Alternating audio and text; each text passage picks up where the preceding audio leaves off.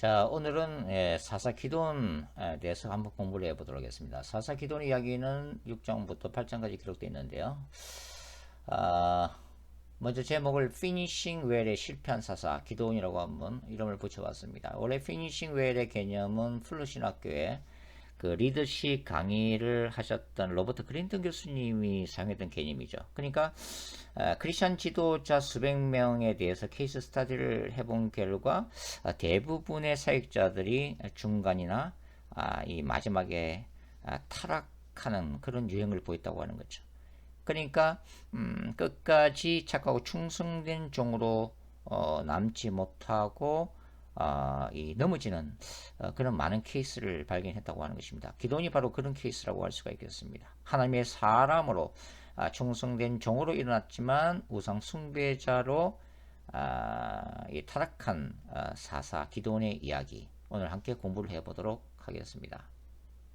먼저 이 사사 기도원의 이야기는 어디에 기록되어 있습니까? 사사기 6장 7장, 8장에 기록이 되어 있죠. 그리고 9장이 바로 기드온의 아들 아비멜렉 이야기인데요. 저는 이 전체를 하나의 그 통으로 보고 싶은 생각이 있습니다. 그래서 그러한 전쟁 신앙으로 읽는 그 사사 기드온 내러티브 구조를 한번 살펴보도록 하겠습니다. 자, 서론은 6장 1절을 들 수가 있죠. 6장 1절 이스라엘 자손이 또 여호와의 목전에 악을 행하였으므로 여호와께서 7년 동안 그들을 어디 누구 손에 넘겨주셨죠? 바로 미디안의 손에 넘겨주셨다. 바로 이것이 야훼의 거룩한 전쟁으로서의 징계 이유입니다. 바로 이스라엘이 다시 우상을 숭배했기 때문이죠. 그 다음에 6장 1절 하반절부터 6절 상반절까지는 뭐가 남아있어요? 어떤 내용이 기록되어 있죠? 그 결과로서 어떻게 됐나? 이스라엘이 미디안의 손에 7년 동안 고난을 당하게 되었다는 거죠. 그리고 6장 6절 하반부에는 뭐라고 기록되어 있어요? 6절 하반부에는 이에 이스라엘 자손이 여호와께 부르짖었더라. 그 고통 때문에 이스라엘이 다시 하나님을 찾는 모습이 기록이 되어 있습니다. 여기까지가 이제 서론으로 저는 보고 있고, 그 다음에 이제 본론이 6장 7절부터 8장 12절까지 이야기는 미디안을 대적하시는 야훼의 거룩한 전쟁이 기록되어 있습니다. 바로 기드온과 300명의 군대를 통해서 하나님이 이스라엘을 구원하시는 얘기죠. 그 다음에 8장 13절부터 27절까지는 기드온의 타락상이 나와 있죠. 여기에는 기드온이 같은 동족을 향해서 보복 전쟁하는 이야기, 그 다음에 이스라엘 백성들이 기드온을 왕으로 추대하려 할 때에 기드온이 거부하는 얘기. 그러나 그 대신에 기드온이 어떻게 하죠? 금을 요구하게 되고 그 다음에 에봇 우상을 만드는 이야기가 기록이 되어 있습니다. 그리고 이제 중간 결론이 이제 8장 28절이죠. 8장 28절 뭐라고 기록되어 있어요? 8장 28절 중간 결론이 어떻게 되어 있어요? 미디안이 이스라엘 자손 앞에 복종하여 다시는 그 무리를 들지 못하였으므로 기드온이 사는 40년 동안 그 땅이 평온하였더라. 이렇게 중간 결론을 맺고 있습니다. 그 다음에 이제 8장 29절부터 32절까지는 사사 기드온의 죽음 이야기가 기록되어 있죠. 근데 이 단락 안에는 바로 기드온이 타락하는 두 번째 기사가 삽입되어 있죠. 그것은 기드온이 많은 아내들을 거느렸고 첩들을 거느리면서 70명의 아들들이 태어났고 특별히 이제 세겜에 있는 첩으로부터 얻은 자식이 누구예요? 바로 아비멜렉이죠. 바로 아비멜렉 이름은 나의 아버지는 왕이시다. 비극적인 아비멜렉의 탄생 이야기가 기록이 되어 있습니다. 그 다음에 6장 33절부터 36절까지는 기드온이 죽고 난 다음에 이스라엘이 다시 죄악을 범하는 이야기죠. 바알브릿을 숭배하고 하나님과 기도를 잊어버리는 기사가 기록되어 있습니다. 그 다음에 이제 9장이 바로 아비멜렉 이야기죠. 자, 이 아비멜렉 이야기는 전체 기드온 내러티브의 결론에 해당된다고 볼 수가 있습니다. 그러니까 기드온의 아들 아비멜렉까지 이야기를 우리가 다 읽어야 바로 이 기드온 집안 이야기를 우리가 좀 더 이해할 수가 있다고 하는 거죠. 그래서 기드온 내러티브의 결론이 바로 9장 1절부터 55절까지 그러니까 아비멜렉이 세겜 사람들을 선동해서 베다른 형제 69명을 죽이게 되죠. 그리고 왕이 됩니다. 이제 한 명의 아들이 이제 살아났는데 바로 요담이죠. 그 다음에 이 아비멜렉의 군대와 그 다음에 갈이라고 하는 인물을 중심으로 해서 세겜 사람들이 내전이 이제 일어나게 되고, 그 다음에 아비멜렉이 여인에게 비참한 죽임을 당하는 기사가 기록되어 있습니다. 그 다음에 총결론이 바로 9장 56절과 57절이죠. 9장 56절과 57절 읽어보겠습니다. 아비멜렉이 그의 형제 70명을 죽여 자기 아버지에게 행한 악행을 하나님이 이같이 갚으셨고, 하나님의 거룩한 전쟁으로서의 심판이죠. 57절 또 세겜 사람들의 모든 악행을 하나님이 그들의 머리에 갚으셨으니 예롯바알의 아들 요담의 저주가 그들에게 응하니라. 세겜 사람에게도 야훼의 거룩한 전쟁인 심판이 내려지는 것으로 총 결론을 맺고 있습니다. 자, 기드온이 활동했던 그 당시의 시대 상황은 어떤 상황이었어요? 바로 미디안 족속이 7년 동안 지배하에서 이스라엘은 어떤 고통을 당했죠? 그것을 이제 살펴보기 전에 먼저 미디안 족속이 누구인가를 알 필요가 있겠습니다. 자, 미디안 족속의 조상은 누구죠? 바로 아브라함과 첩인 그두라 사이에서 태어난 미디안이죠. 창세기 25장에 기록되어 있는 이야기입니다.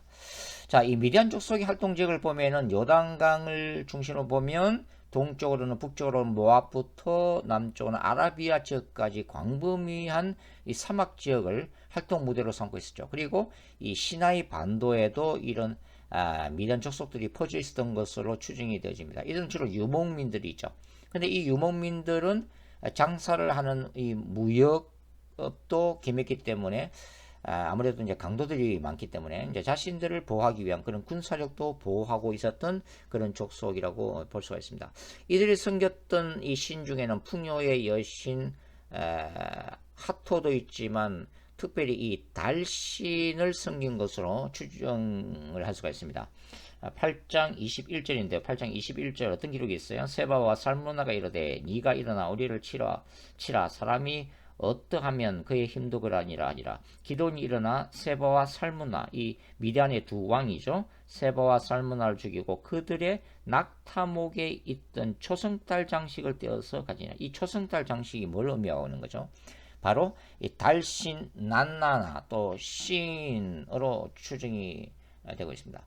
자, 고대 근동에서 원래 이제 달신이 태양신보다 더 숭배를 받았습니다. 그것은 이 광야에 이제 주로 살고 있잖아요. 그러니까 낮에는 태양이 뜨겁기 때문에 활동을 못해요. 밤에 주로 이제 활동을 했기 때문에 사실은 이 유목민들에게는 이 밤이 더 반가웠던 거죠. 밤에 뜨는 이 달을 숨기게 됐던 주된 이유입니다. 다만 이 신바벨론 제국에 와서는 이 태양신인 마르두, 그 다음에 이제 이집트의 태양신 레, 팔레스틴의 이 바알이 이제 더 인기가 있었지만, 이 가나안 족속들은 이 뭡니까 달신을 숭배하면서 이제 태양신도 같이 숭배했다, 이렇게 이제 보면 될 것 같아요. 이 아브라함의 고향 갈대아우르나 이 하란이 바로 달 숭배의 중심지죠. 자, 이슬람이 숨기는 알라도 원래 이 달신의 이름이었던 알-이라에서 파생된 것으로 추정이 되고 있습니다. 시나이 반도의 이 시나이라고 하는 이름도 달신의 이름 중에 하나인 시인에서 유래된 것으로 전문가들은 보고 있죠. 기드온 시대의 미디안 족속은 이 아멜렉과 동방민족과 연합해서 이스라엘을 괴롭히게 되는데, 씨를 뿌리는 파종시부터 곡식을 거두는 수확기까지, 그러니까 이른비 시즌부터 늦은비 시즌까지 11월 달부터 보통 3월경까지 이 가축과 낙태 군대를 끌고 와서 아예 장막을 치고 닥치는 대로 양이나 소나 낙이나 먹을 것을 약탈해 갔음을 우리가 이 사사기 6장 3절부터 5절을 보면 알 수가 있습니다. 그러니까 이스라엘 백성들은 어떻게 해요? 힘이 없기 때문에 이들을 피해서 산속에서 웅덩이와 굴을 만들어 생활하고 또 산성을 만들어서 숨어서 살아야만 했다고 하는 거죠. 자, 이스라엘 백성들이 반복적으로 범한 이 죄악의 패턴, 즉 패난하고 풍요로워지면 하나님을 버리고 우상을 숭배하는 죄를 범하고, 그 다음에 이제 하나님의 이제 심판이 임해서 이러한 가나안 족속이나 주변 민족들 통해서 매를 맞으면 그때서야 또 잘못했다고 회개하면서 부르짖고, 그러면 하나님은 사슬을 보내서 구원하시고 또 이렇게 이제 편안해지면 다시 우상을 이 숭배하게 되는 이러한 이 반복적인 죄. 우리가 보면은 이스라엘만의 죄인 것 같지만 사실 우리 자신들의 모습이죠. 그러나 저는 이 신자들의 이 반복적인 죄, 그것이 이제 의지적이고 고질적이고 뭡니까? 어떤 적극적인 의지를 가지고 짓는 죄 말고 연약함 때문에 짓는 죄로 본다 이라면 저는 이 상승하는 나선행 구조, 비록 때로는 넘어지고 자빠져도 뭡니까? 점점 예수 그리스도를 점진적으로 닮아가는 저는 점진적 성화론을 저는 지지를 하고 있습니다. 그 다음에 우리가 이제 기드온 집안에 대해서 한번 알아보죠. 자, 이 기드온 집안은 한마디로 금수저라고 할 수가 있습니다.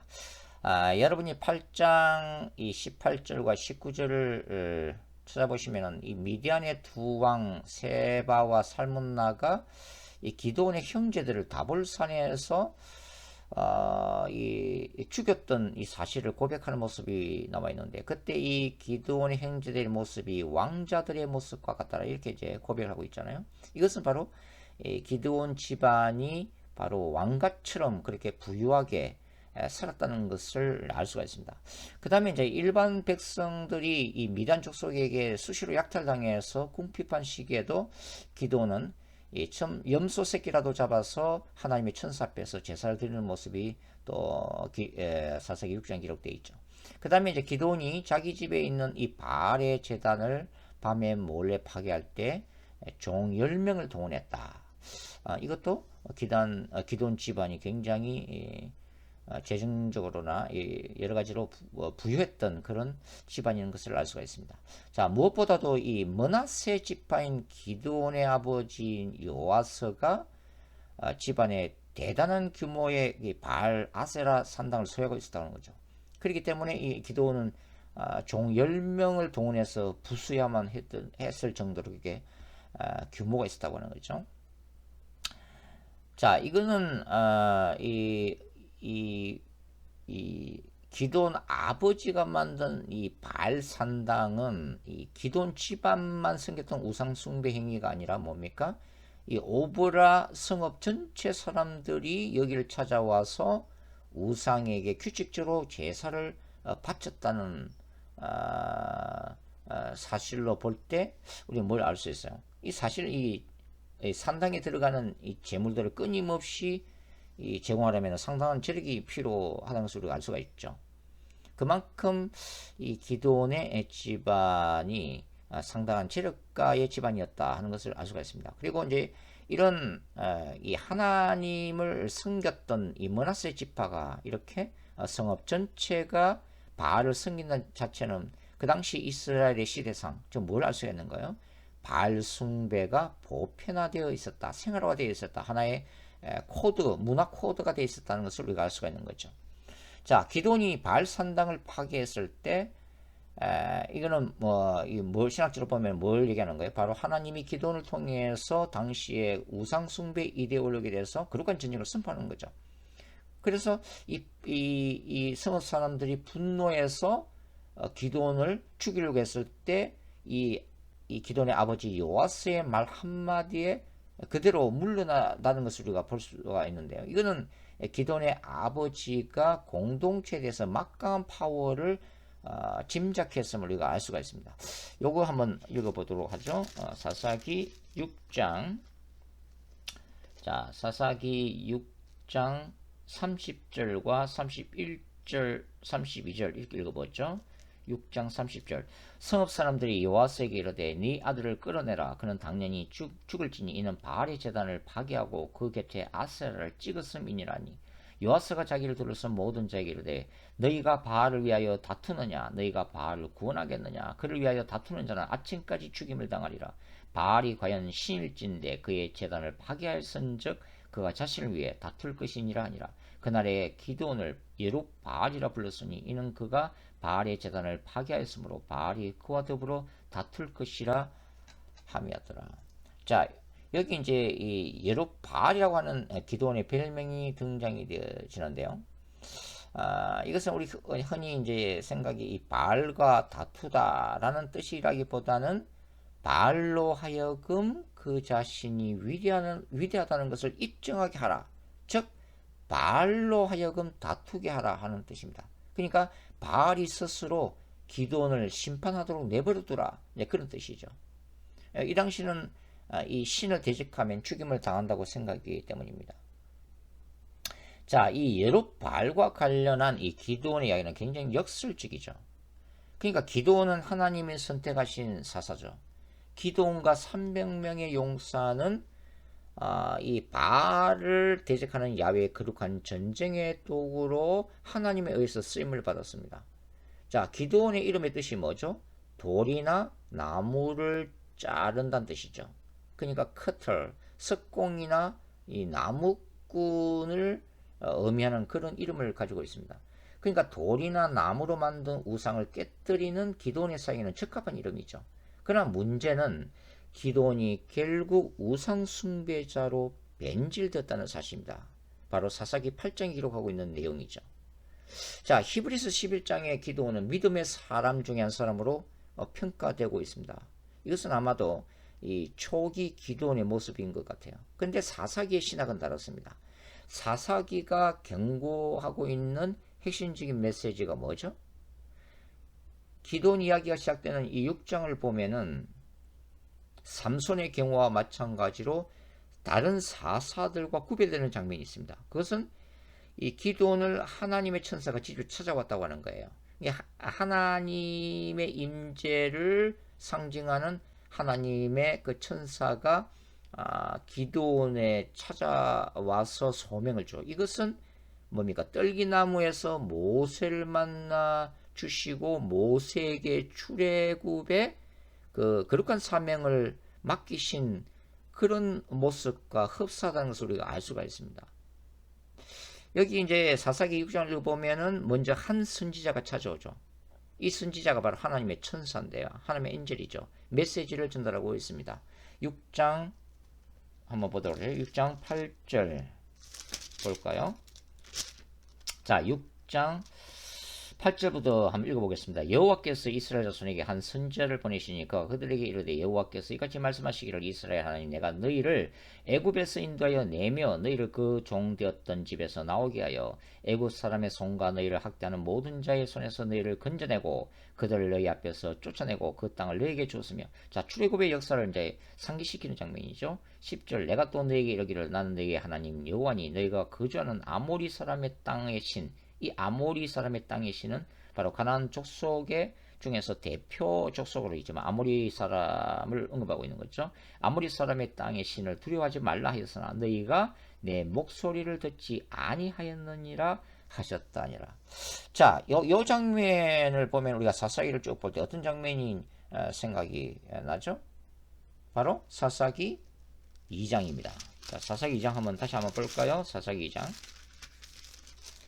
사사기 2장 1절과 2절을 한번 찾아 읽어보겠습니다. 사사기 2장 1절과 2절 여호와의 사자가 길갈에서부터 보김으로 올라와 말하되 내가 너희를 애굽에서 올라오게 하여 내가 너희의 조상들에게 맹세한 땅에 들어가게 하였으며 또 내가 이르기를 내가 너희와 함께 한 언약을 영원히 어기지 아니하리니 너희는 이 땅의 주민과 언약을 맺지 말며 그들의 재산들을 흘러하였거늘 너희가 내 목소리를 듣지 아니하였으니 어찌하여 그리하였느냐. 자, 동일한 메시지를 좀 전하고 있는 거죠. 자, 저는 이 여호와의 천사가 이 길갈이라고 하는 이 가나안 정복 전쟁의 전초지에 나타난 바로 여호와의 군대 장관으로 저는 보고 있습니다. 자, 그러니까 이 야훼의 천사는 누구와 동일시 된다는 거예요? 바로 하나님 자신과 동일시 됩니다. 자, 하나님께 사사로 부르심을 받은 이 기도원은 두려움 때문에 굉장히 두려움이 많았던 사람이에요. 두려움 때문에 2번이나 양틀 시험을 하죠. 표적을 요구하게 되죠. 자신감을 얻기 위해서. 그때 이 하나님의 천사가 사실은 기도원에게 큰 용사여라고 말하고 있는데 이 큰 용사라는 말이 기도원이 원래부터 이런 어떤 큰 용사다운 모습을 가졌다는 것이 아니라 뭘 말씀하는 거예요. 미래적으로 하나님이 이런 소심한 기도원에게 기대하시는 모습, 미래적인 모습을 지금 말씀하고 계시는 거죠. 자, 기돈이 나중에 이 미디안 진영을 정탐할 때에 하나님이 미디안 병사들의 꿈 이야기를 듣게 하시죠. 사사기 7장 어디에 나타나 있어요? 사사기 7장 13절 13절과 14절 읽어보겠습니다. 7장 13절 14절 시작. 기돈이 그곳에 이른지 어떤 사람이 그의 친구에게 꿈을 말하 이르기를 보라 내가 한 꿈을 꾸었는데 꿈에 보리떡 한 덩어리가 미디안 진요로 굴러들어와 한 장막에 이르러 그것들을 쳐서 무너뜨려 위쪽으로 엎으니 그 장막이 쓰러지더라. 이 장막은 바로 미디안 전체 군대의 진영을 얘기하는 거죠. 14절 그의 친구가 대답하여 이르되 이는 다른 것이 아니라 또 해석을 또 해줘요. 이스라엘 사람이 요았어야 될 기돈의 칼이라. 하나님이 미디안과 그 모든 진영을 그의 손에 넘겨주셨느니라 하더라. 이게 지금 미디안 병사들이 주고받는 얘기죠. 하나님이 이런 것을 보여주시면서 지금 뭘 얘기하는 거예요? 하나님이 이미 그들의 꿈을 통해서 그리고 그들의 마음속에 심리적으로 뭡니까? 두려움을 심어주었다고 하는 거죠. 두려움이 많았던 기돈에게 담대함을 확신을 이 거룩한 전쟁 하나님이 친히 행하시는 거룩한 전쟁임을 확신시켜 주시는 바로 장면이라고 하는 것입니다. 원래 이게 보리떡 한 덩어리는 뭐냐면 원어상으로 보면은 말라 비틀어진 보리떡이죠. 이게 기돈의 모습이에요. 그리고 그 당시에 바로 연약한 바로 이스라엘 공동체의 모습이기도 하죠. 자, 이렇게 부르심을 받은 기도는 하나님의 영이 임하게 됩니다. 자, 6장 다시 돌아가서 6장 몇 절이죠? 34절입니다. 34절. 6장 34절. 여호와의 영이 기드온에게 임하시니 기드온이 나팔을 불매 아비에셀이 그의 뒤를 따라 부름을 받으니라. 여호와의 영이 기드온에게 임했다. 자, 원래 이 원어의 의미는 여호와의 영이 기드온에게 옷을 입히듯이 임했다. 이렇게 이제 표현이 되어 있어요. 자, 이것은 어떤 얘기를 하는 거죠? 이제 기드온이 거룩한 전쟁을 수행해야 되니까 하나님이 그에게 성령의 능력을 주시되 마치 전신갑주, 하나님의 전신갑주를 입히듯이 그를 무장시켰다. 이런 의미로 우리가 볼 수 있는 거죠. 여하튼 기드온은 이제 4개의 지파를 동원해서 야훼의 거룩한 전쟁을 수행하게 됩니다. 므낫세 지파와 아셀 지파, 그 다음에 스불론 지파, 납달리 지파죠. 그리고 300명으로 미디안 연합군 13만 5천 명을 무찌르게 됩니다. 놀라운 일이죠.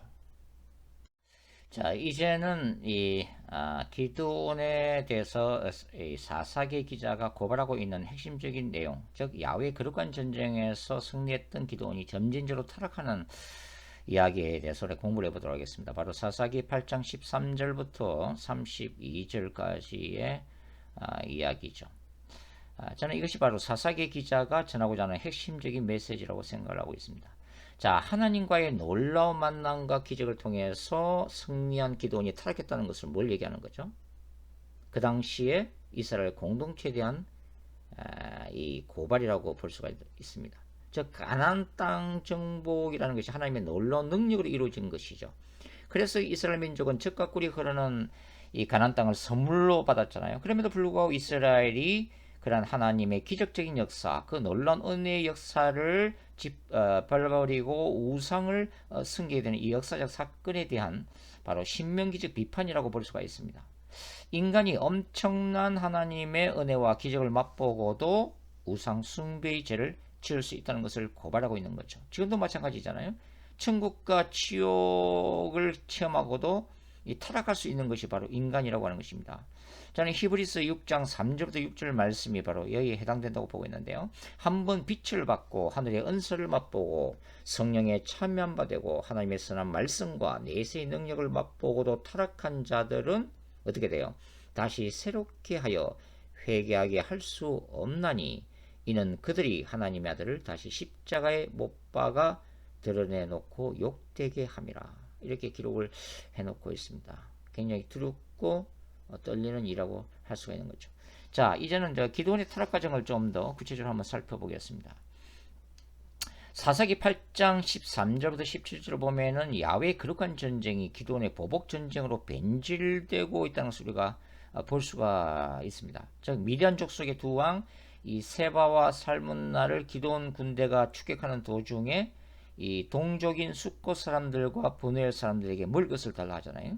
군사들이 이제 피곤하고 지치고 먹을 것이 필요하니까 떡을 달라고 하는데 바로 이 이 동족이 거부를 하게 되죠. 그래서 열받은 이 기드온이 승리하고 돌아오는 길에 보복 전쟁을 일으켜서 다 죽이는 장면이 기록되어 있습니다. 일종의 내전이라고 할 수 있죠. 사실 근본적인 동기는 기드온이 지도자인 자신을 무시했기 때문에 그 분노 때문에 보복했다고 볼 수가 있는 거죠. 야외 거룩한 전쟁이 뭐죠? 바로 하나님께 늘 묻는 거죠. 하나님, 제가 이 전쟁을 해야 됩니까? 말아야 됩니까? 그러나 이 내전은 기드온 이 자신의 분노에서 저질러진 전쟁이라고 하는 것입니다.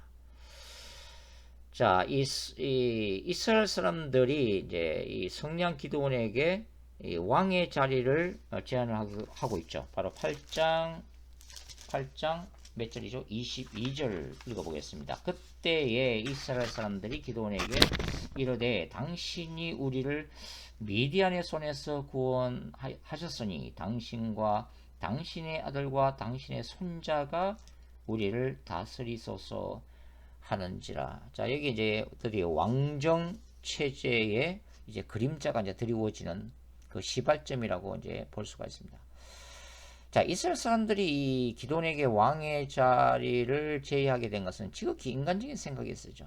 그러니까 이 야훼 하나님이 행하시는 거룩한 전쟁 신학을 잊어버리고 마치 기드온이 무슨 자신의 천재적인 군사 전략으로 300명을 데리고 13만 5천 명 미디안과의 대결에 승리한 것처럼 그렇게 착각하고 있다고 하는 거죠. 그리고 또 하나 이 동족을 무자비하게 죽이는 기드온의 모습에 두려움을 느낀 것도 있을 것입니다. 자, 기드온이 어떻게 대답하고 있어요? 23절 기드온이 그들에게 이르되 내가 너희를 다스리지 아니하겠고 나의 아들도 너희를 다스리지 아니할 것이요 여호와께서 너희를 다스리시리라 하니라. 바로 이 기드온의 대답은 거룩한 전쟁 신학의 핵심이죠. 즉 신적인 왕이신 야훼만을 섬기라고 하는 것입니다. 이게 신명기의 가르침이죠. 그러나 보십시오. 이제 기드온은 이 신학적인 지식은 있었지만 그의 행동은 상반된 모습을 보이고 있다고 하는 것입니다. 24절부터 한번 읽어보도록 할게요. 24절 8장 24절 기드온이 또 그들에게 이르되 내가 너희에게 요청할 일이 있으니 뭘 요청하고 있어요? 뭐가 필요하다는 거야? 너희는 각기 탈취한 금고리를 내게 줄지니라 하였으니. 자, 금귀고리를 요구하고 있다는 거죠. 이는 그들이 이스마엘 사람들이므로 금귀고리가 있었습니다. 무리가 대답하되 우리가 절거히 드리리다 하고 겉옷을 펴고 각기 탈취한 귀고리를 그 가운데에 던지니 기드온이 요청한 금귀고리의 무게가 금 1700세겔이요 그 외에 또 초승달 장식들과 폐물과 미디안 왕들이 입었던 자색 의복과 또 그 외에 그들의 낙타 목에 둘렀던 사슬이 있었더라. 자, 여기에 이 금고리들 다 모아 보니까 금 1700세겔이라고 나오는데 이걸 현재적 시세로 제가 계산해 보니까 130만 브루치예요. 한국 돈으로 환화로 이제 환산하면 1,300원, 1달러 1,300 이상이니까 17억에 해당되는 어마어마한 돈입니다. 물질을 향한 기드온의 탐욕이 드러나는 장면이죠. 자, 더 가정스러운 것은 뭐냐면 27절입니다. 기드온이 그 금으로 에봇 하나를 만들어 자기의 성읍 오브라에 두었더니 온 이스라엘이 그것을 음란하게 위함으로 우상 숭배했다는 거예요. 그것이 기드온과 그의 집에 올무가 되니라. 그 금으로 뭘 만들었어요? 에봇 우상을 만들어서 이스라엘로 하여금 우상 숭배의 죄에 빠지겠다. 이렇게 기록을 해놓고 있습니다. 자, 이 에봇은 원래 제사장이 사용하는 거죠. 근데 제사장 직분도 아닌 기드온이 마음대로 이 에봇을 금으로 만들어서 자기 집안에다가 세워놨다고 하는 거죠. 원래 이 에봇은 제사장복으로 그 뭐가 있었어요? 우림과 두밈이 있었잖아요. 이것을 하나님의 뜻을 부르지 않습니까? 예전에 모세 시대 때. 그러니까 결국은 이거 뭘 얘기하냐면 끝으로는 하나님을 숭배하는 듯 하면서 바알을 숭배하듯이 우상으로 만들어 이스라엘 하여금 기드온 집안을 섬기게 하고 있는 거예요. 이거는 아론이 금송아지를 만들었던 것과 유사합니다. 고대 근동의 우상 숭배 행위를 통한 통치 방식이죠. 이거는. 그러니까 아버지 요아스가 집안에 바알 산당을 차리고 종교 권력을 누린 것과 유사하다고 하는 것입니다. 그러니까 하나님의 뜻을 묻고자 하거든 어디로 가야 돼요? 기드온 집안으로 가야죠. 결국은 이 기드온은 군사력도 장악하고 그 다음에 금을 받아서 경제적인 부도 누리고 게다가 에봇 우상까지 집안에 만들어서 이스라엘을 다스릴 수 있는 종교 권력까지 장악하게 됐다고 하는 거죠. 그러니까 공식적인 왕은 아니지만 왕 노릇을 한 인물이 기드온이라고 하는 것입니다. 자, 더 나아가서 여기 8장 30절과 31절도 읽어보죠. 8장 30절과 31절 기드온이 아내가 많으므로 그의 몸에서 난 아들이 70명이었고 세겜이 있는 그의 첩도 아들을 낳았으므로 그 이름을 아비멜렉이라 하였더라. 자, 기드온은 더 나아가서 수많은 아내와 첩까지 두게 됩니다. 그래서 불행의 씨앗 아비멜렉이 태어나게 되죠. 자, 신명기 17장 14절부터 20절까지를 보면은 이스라엘 왕이 금지해야 될 세 가지가 나옵니다. 첫 번째는 병마를 모으지 말라. 군사력을 키우지 말라. 두 번째는 많은 아내를 거느리지 말라. 왜냐하면 이 보통 보면은 많은 아내는 이방인 가정 그 가문과의 정략 결혼을 많이 하면서 우상을 숭배했던 거죠. 대표적인 인물이 솔로몬이죠. 그 다음에 세 번째가 뭐냐면 은금, 부화 물질을 소유하지 말라. 결국은 이 신명기 17장에 가르치면 뭐예요? 철저히 신적 왕이신 하나님만을 의지하라는 가르침입니다. 군사력이 많고 그 다음에 이방신을 섬기는 아내를 사랑하게 되고 그 다음에 부와 물질을 수여하게 되면 결국은 돈과 권력과 섹스로 대변되는 바알을 섬기게 되어 있다고 하는 거죠. 자, 하나님을 경외한다는 것이 무슨 뜻입니까? 하나님을 사랑하면서 동시에 하나님을 두려워하는 것이죠. 하나님을 심판만 하시는 두려운 분으로 생각하는 것도 문제지만 하나님을 맹목적인 사랑의 하나님으로만 착각하는 것이 더 큰 문제라고 하는 것입니다. 아무리 은혜를 많이 받고 영적인 은사들이 많고 신비적인 체험이 있고 때로는 말씀을 깊이 알고 신학적 지식이 풍성해도 우리는 언제나 쉽게 타락할 수 있다고 하는 거죠. 배도할 수 있는 연약한 존재다 하는 것을 우리는 인정하면서 살아야만 한다고 하는 것입니다. Finishing well의 실패한 사사가 바로 기드온입니다. 우리가 오늘 사사기 전체 맥락을 통해서 그것을 배울 수가 있는 거죠. 자, 여기까지 하겠습니다. 다음 시간에는 Never Ending Story, 아직도 끝나지 않은 이야기, 바로 야망이 삼킨 인생, 기드온의 아들 아비멜렉 이야기를 함께 공부를 해보도록 하겠습니다. 수고하셨습니다.